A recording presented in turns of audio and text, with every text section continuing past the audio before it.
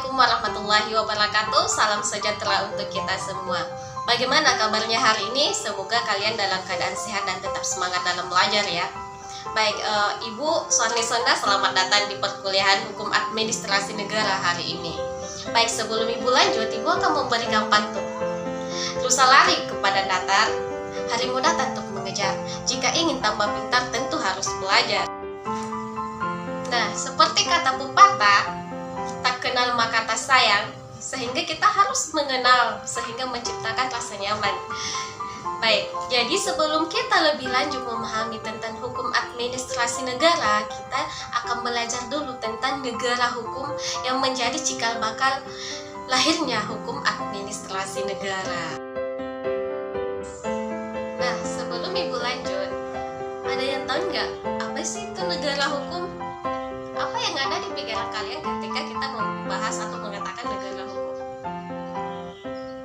Baik, negara hukum itu cukup beragam, dan salah satunya dipengaruhi oleh landasan falsafah bangsa, ideologi suatu negara, dan sejarah dari negara itu sendiri.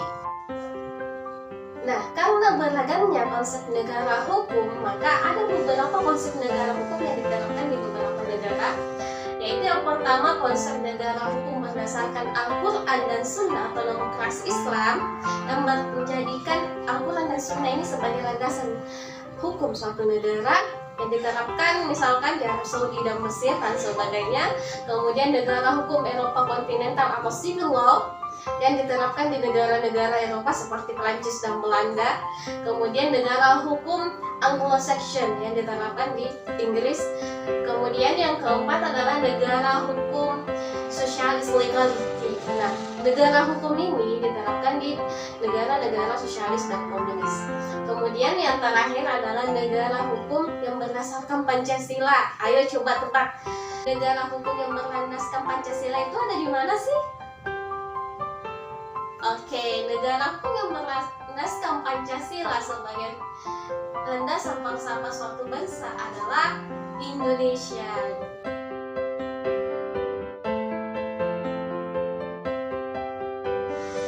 Selanjutnya, Ibu akan membahas mengenai negara hukum Eropa kontinental atau Rechtsstaat. Kemudian negara hukum Rule of Law atau Anglo-Saxon. Nah, yang pertama adalah negara hukum Rechtsstaat. Negara hukum Rechtsstaat ini, menurut Friedrich Julius Stahl, ini ada beberapa unsur.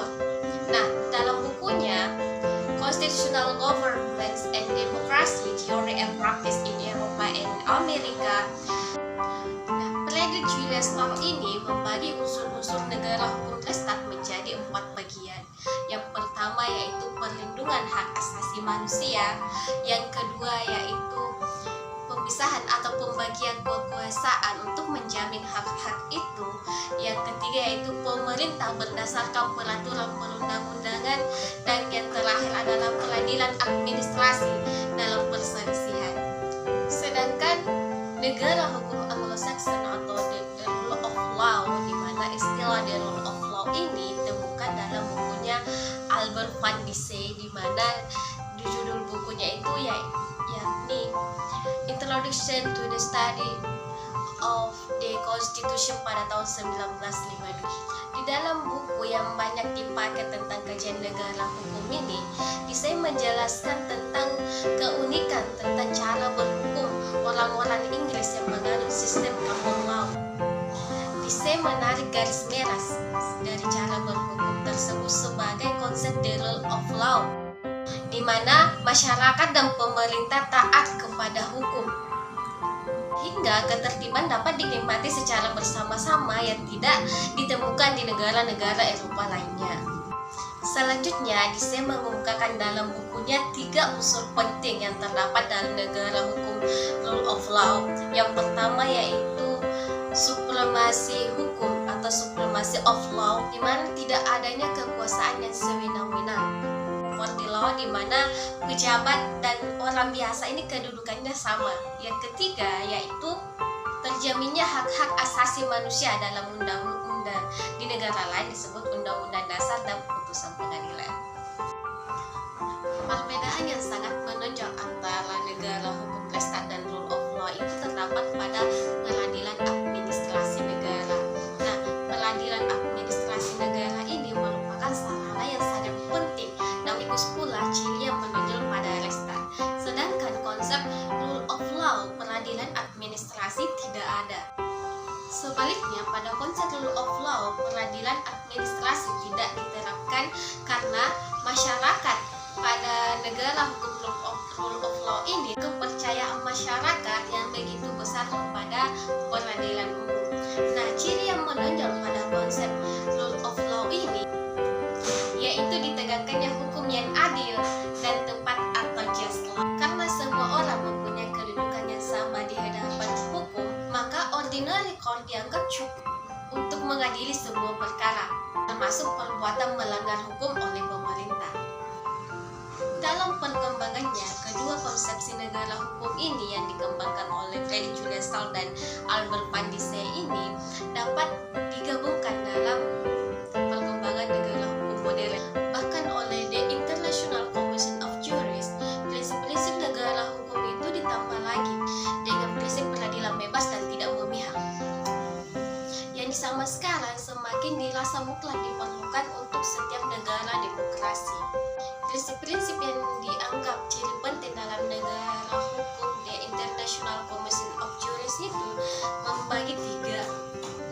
Yang pertama, negara harus tunduk pada hukum. Yang kedua, pemerintah menghormati hak-hak individu. Dan yang ketiga, peradilan yang bebas dan tidak memihak. Dari kedua konsepsi negara hukum ini, baik dari konsep negara hukum Lestat maupun konsep negara hukum rule of law yang dikemukakan oleh Frederick Julius Stahl, yaitu unsur-unsurnya adalah perlindungan hak asasi manusia, pemisahan atau pembagian kekuasaan, pemerintah berdasarkan undang-undang, dan peradilan administrasi. Kemudian Albert van de Sey yaitu perlindungan hak asasi manusia, equality before the law, dan supremasi hukum. Ini sebenarnya sudah ada diterapkan di Indonesia, dan ada pandangan bahwa Indonesia berada di jalan tengah, di mana Indonesia menerapkan apa-apa yang dimuat dalam unsur negara hukum Lestat dan negara hukum rule of law. Dan ada juga pandangan yang mengatakan bahwa Indonesia masih proses perjalanan dan beranjak dari hukum formil ke hukum material.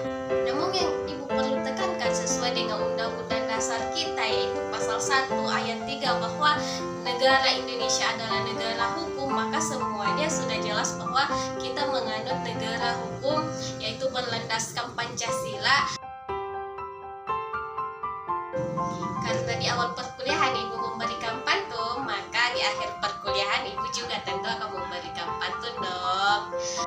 Hati gembira panen kelapa, kelapa dihasilkan menjadi santan. Sapalah persaudaraan dari Papua dengan pendidikan dan keramahannya.